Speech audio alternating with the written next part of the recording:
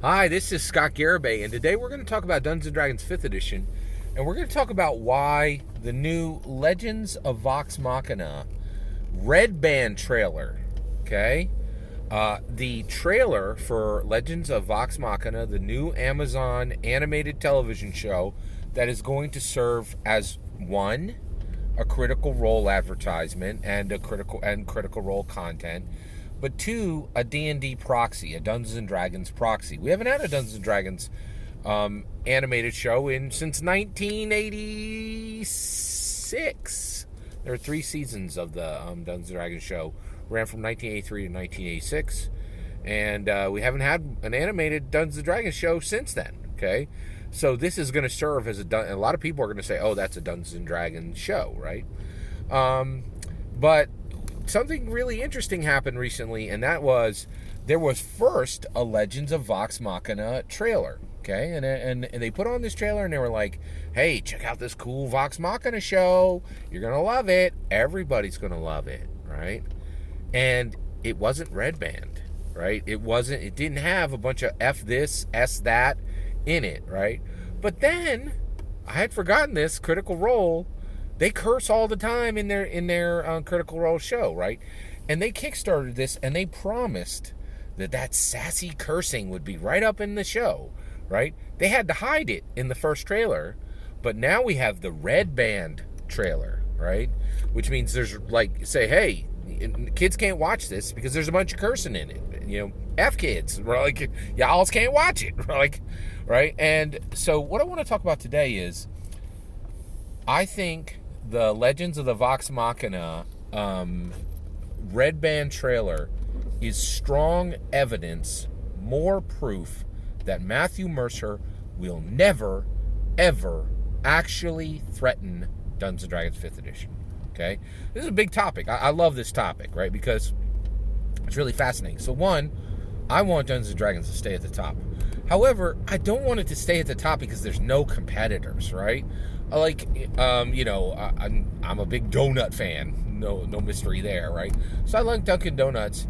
Dunkin' Donuts used to be just own the industry, right? And then Krispy Kreme came in and they forced Dunkin' Donuts to get better. Right? They're like, you can't sit on your laurels, right? So I want there to be a real competitor for Dungeons & Dragons 5th Edition. Ironically, the only competitors for Dungeons & Dragons 5th Edition come out of their own community. There's no competitors outside of there's no competitors in the D&D. Well, of course, D&D then's already defeated it's in the past, right? But the D&D knots, the copies of Dungeons & Dragons 1E and 2E and the D&D knockoffs, right? Like the D&D knot community, there's no real competitors there. But Matthew Mercer is a real competitor. Not Critical Role. Matthew Mercer. Critical Role is nothing without Matthew Mercer. Nobody can pick up the ball and run. Multiple people have tried. They all get a fraction of what he does, and everything. Like, there's no analog to Matthew Mercer. He is a force of nature, and you could take every person in Critical Role, ball all their talents together, and they got less talent than he has in his pinky, right? Like, you could replace every single person on Critical Role tomorrow. As long as you keep Matthew Mercer there, Critical Role is going to be a success, okay? Laura Bailey, Travis Willingham, Marisha Ray, all completely swappable, right? You can swap them tomorrow, right? You do the opposite.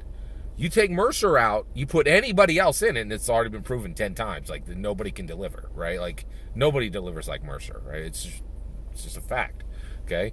But this Red Band trailer is not only a mistake on the part of Critical Role, it proves Matthew Mercer is no threat to Dungeons & Dragons 5th Edition. Not because he isn't capable, because he's not willing. He is massively capable. I want to talk about, Matthew Mercer is an incredibly important force in this industry. So first of all, I have to admit this, I'm going to say it's the first time I've ever saying this, but I'm going to say it. He is far more capable than Gary Gygax ever was. Okay? He could, I think, without a doubt, Matthew Mercer is capable of surpassing Dungeons & Dragons 5th Edition with his own tabletop role-playing game if he was willing. But he's not. He's not. So there's capability and there's willingness, right? In order to surpass what Gary built, right? In order to surpass Gary's true crown, Dungeons & Dragons 5th edition, okay? What you got to do is you got to be capable like Gary.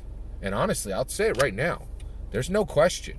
Matthew Mercer is more capable than Gary Gygax, flat out, right? But here's the thing: he's not willing, right? Same thing with Dave Arneson. Arneson had capability; he had no willingness to do the real work. Dungeons and Dragons, all Arneson had was ideas spouted out of his mouth with no elbow grease, right? And basically Gary Gygax, without his drive, his determination, his courage, his willingness, his tenacity, his persistence, right? Dungeons & Dragons would not exist. If it had been left up to Arneson, Dungeons & Dragons would be a couple of scrawled, they wouldn't even be doodled in a notebook, right? They're just nonsense spouted out of his mouth a couple times, right? He did no real work. That's why I dislike Arneson so much and really believe that he doesn't deserve the credit he gets for Dungeons & Dragons. In my opinion, Dungeons & Dragons is Gary's baby, and Arneson just spouted a few ideas out of his mouth and did no real elbow grease. And that's where we are with Mercer. Mercer is not lazy. He is a hard worker, right? But he's not willing to push. He's not willing to abandon. He's not willing to demand. He's not willing to do the hard work, the hard labor, and make the hard decisions. Okay, so the Red Band trailer should have never happened. Here's why, okay?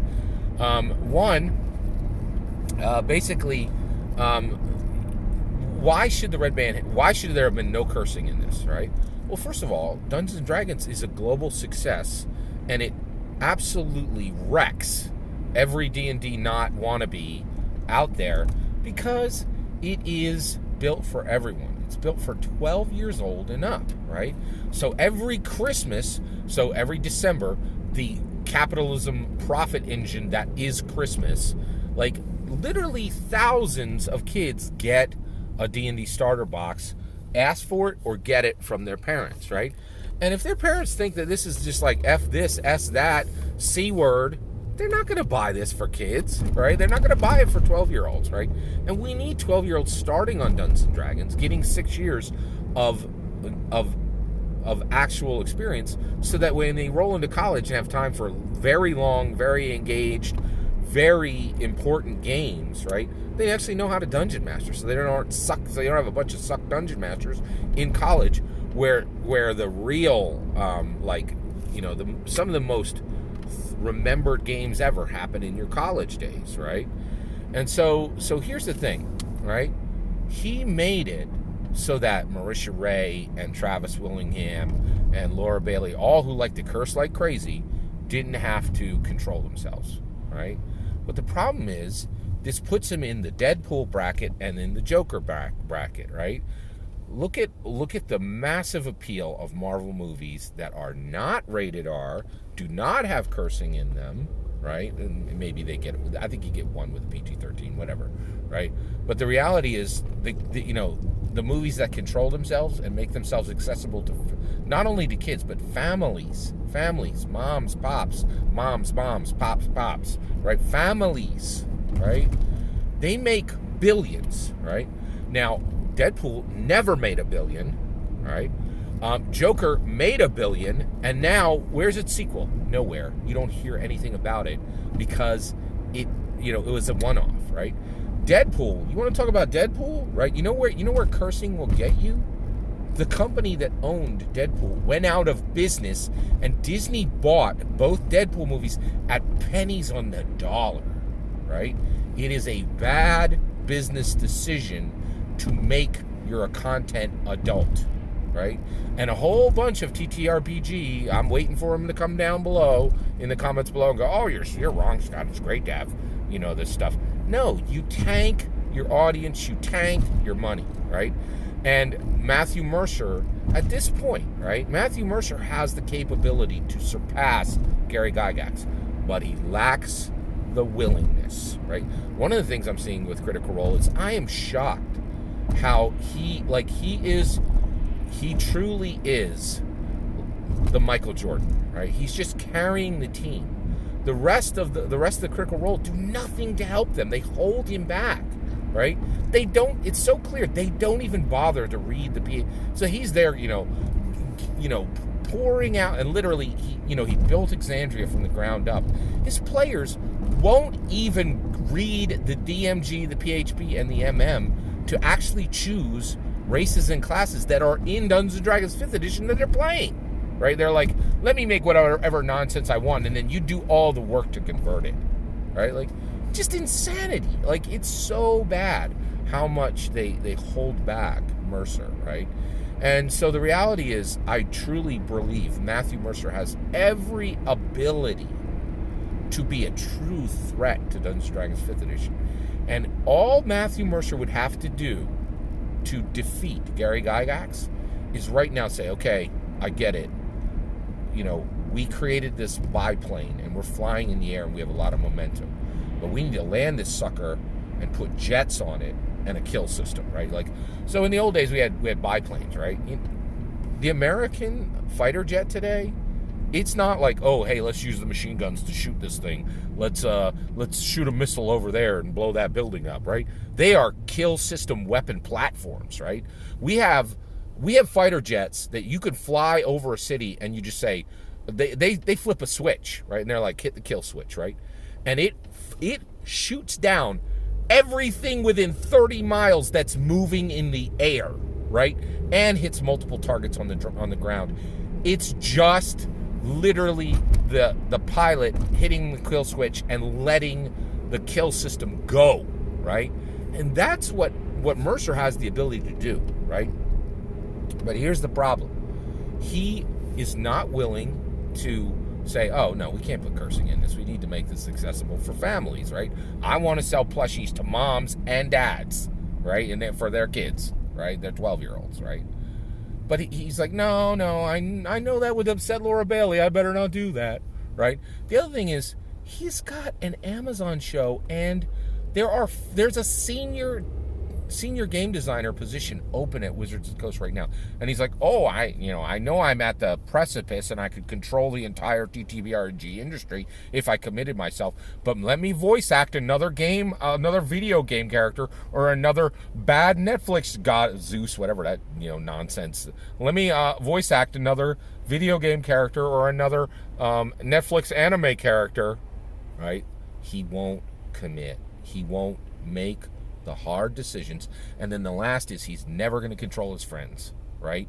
He need to pull them in and say, we got a tiger by the tail. We are making millions of dollars.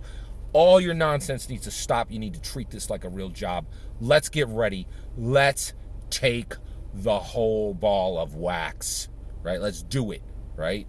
And then, go for him. Go for the throat at D&D 5e. Mercer ain't never going to do it. He's got every bit of capability. He has more ability. I'm gonna admit it. He has more ability than Gary ever had. But it won't matter because he doesn't have the willingness. He doesn't have the sharp fangs needed and the tooth. He doesn't have the teeth and claws needed to claw his way to the top, which is exactly what Gary did, right? And if you look at Gary's career, man, he left wreckage in his wake, right? He pissed people off left and right, but he got stuff done. And between 1974 and 1986, he built something that will never be equaled, in my opinion, at least in 300 years, right? And it is interesting because in Mercer, there existed the possibility of Gary being surpassed. The ability is there, no question. He's brilliant, he's charismatic, he's intelligent, but he is not driven. And when it comes to hard decisions, he's soft. Mercer is soft, right? And honestly, I kind of wish it was different, right? I wish there was a Krispy Kreme to Dungeons and Dragons donuts, right? And Mercer has the ability to do it, but he doesn't have the willingness. That's my thought. I'd love to hear. And I firmly believe the red band trailer for Vox Machina, the Legends of Vox Machina, massive, massive mistake. It will guarantee that Legends of Vox Machina remains small, like Deadpool and Joaquin Phoenix's Joker. Right? It'll remain small and stunted. It will not grow like Dungeons and Dragons. That's my opinion. I'd love to hear your thoughts. Let me know in the comments below. Please consider liking and subscribing, and have a wonderful millennium.